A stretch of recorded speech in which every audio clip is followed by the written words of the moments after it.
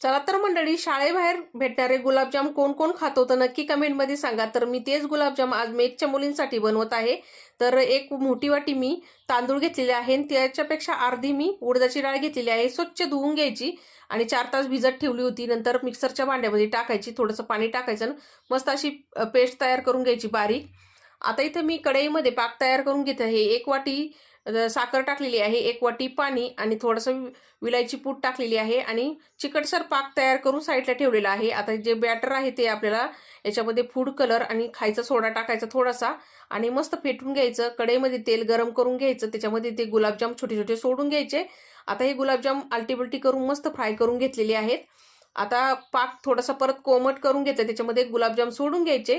जास्त वेळ गुलाबजाम त्याच्यामध्ये ठेवायचे नाही, लगेच ताटामध्ये काढून घ्यायचे आणि वरून साखर भुरभुरायची. तयार झाले शाळेबाहेर भेटणारे गुलाबजाम मंडळी. यात तुम्ही पण खायला जाता. चॅनलला सबस्क्राईब करा. धन्यवाद.